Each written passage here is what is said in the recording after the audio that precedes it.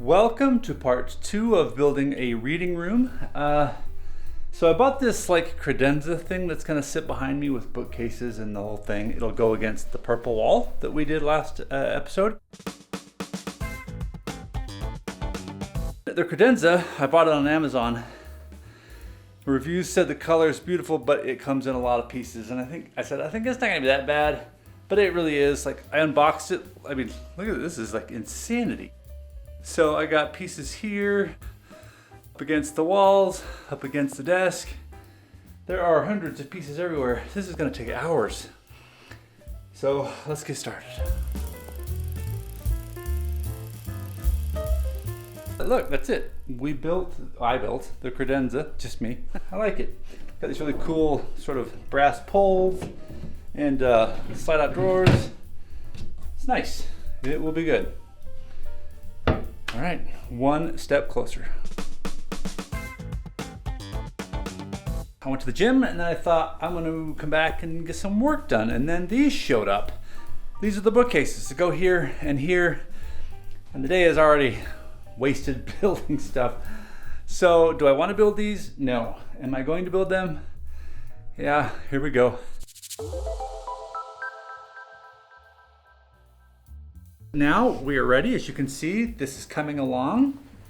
And let's just put some books in some bookshelves.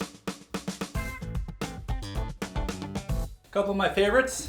The Brothers Karamazov by Fyodor Dostoevsky is a fantastic book about sort of family relations and money and greed and power and the relationship between you and a spiritual entity. It's just so good.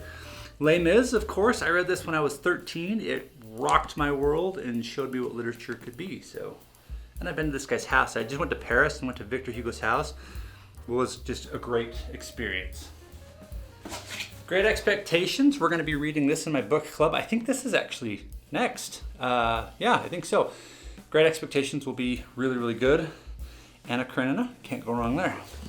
Oh, okay, last one. These are like super old copies of Treasure Island that my wife got me because it's the first book I ever read that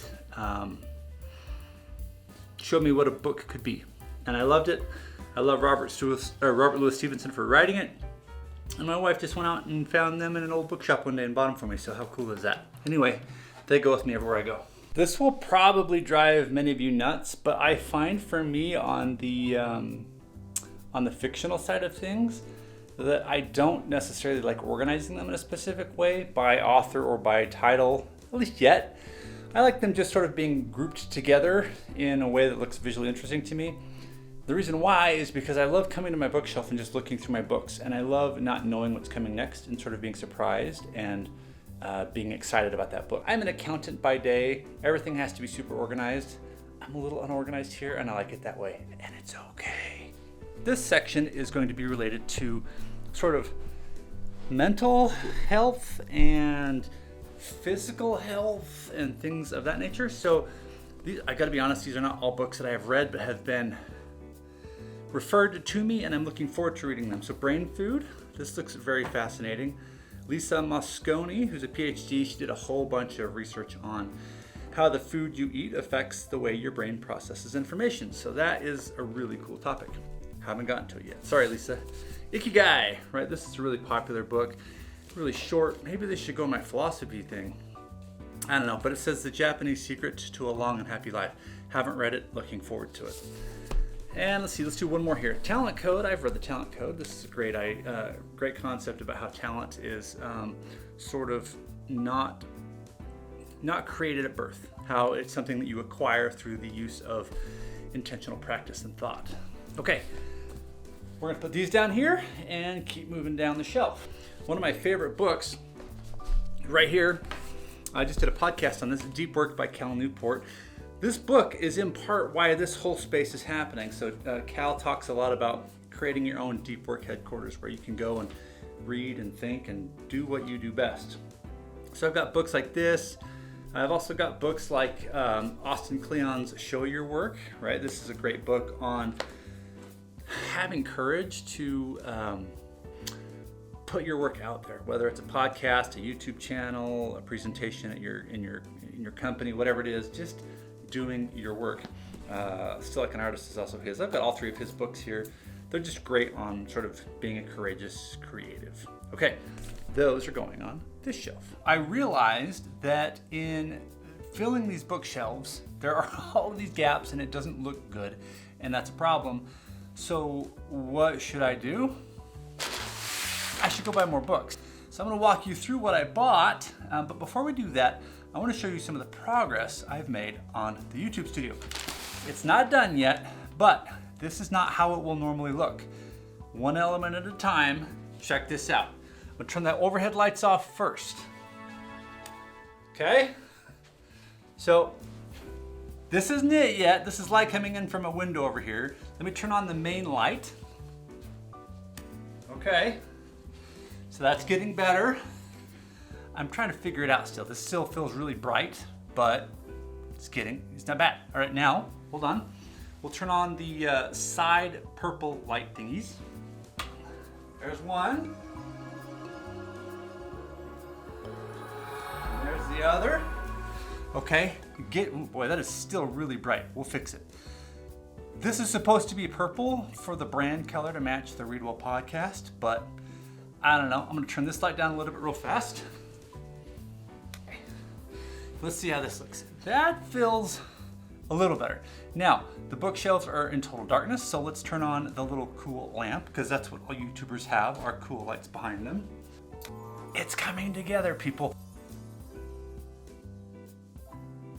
So, I'm gonna show you what I just got. All right, 3 books, all from Seneca, the Stoic philosopher. How to Die. Interesting title, I know, but How to Die, it'd be great. How to Do the Right Thing, and also How to Give. Yep, right there, How to Give. So I'm excited about those. They will go on the philosophy shelf. I'm gonna be making a push this year to read more diverse authors. I will be the first to admit that I have not done a good job of this. Most of the people I've read in the past have been well-known white men. Totally get that. I'm working on it. And in fact, I would love your recommendations on what I can do to expand my horizons. So I've not read these and I need to. So Jane Austen, Pride and Prejudice, and Charlotte Bronte. So look how beautiful these covers are too. Super, super nice. I'm excited to put these on my shelf and I'm excited to read them. But yeah, give me some examples or ideas of authors that I should be digging into that just sort of open my worldview. I'm trying to become a more diverse reader and I would appreciate the help. Sense and Sensibility, right? Another cool book cover. And then it's Halloween today, so I had to buy Dracula. This is just a fantastic book. Love it. I've read it several times actually. And I don't have my own copy though, so now I do.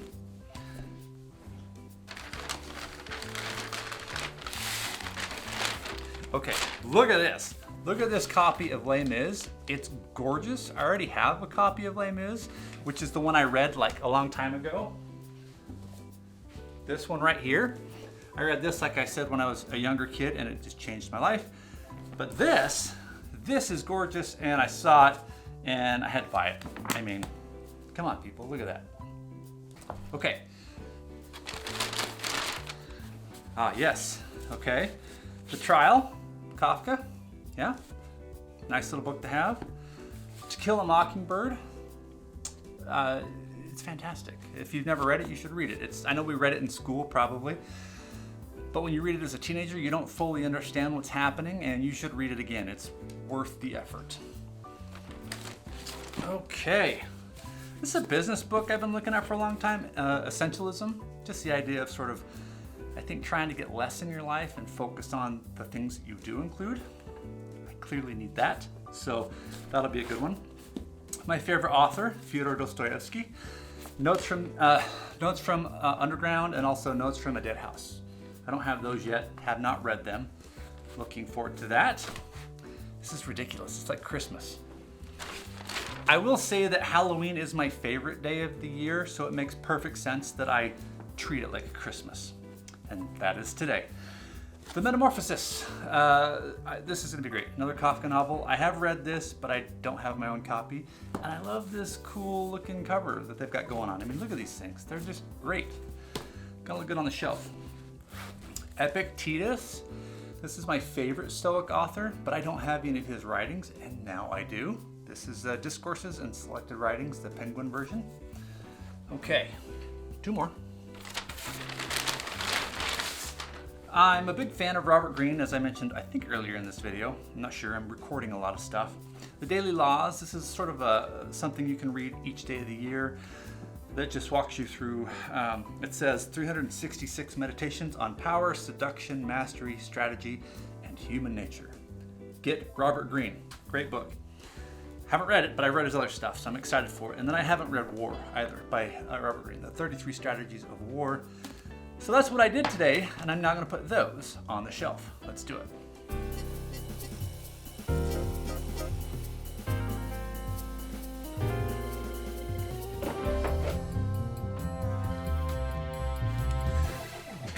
All right, I hope you enjoyed that as much as I did. I still have a lot of space. I really need to cover up this area where it's all shiny by the light. We'll get there. This bookcase looks better because it's got more to reflect off of. I don't know. But I'm really excited to fill these sections and those sections, but I've also got to get some decorations in there. It can't just be all books. I want it to be, I love this little bust of Aristotle. I need some more of those things. So stay tuned for next video and we'll fill this out and make it look even better. Thanks for watching.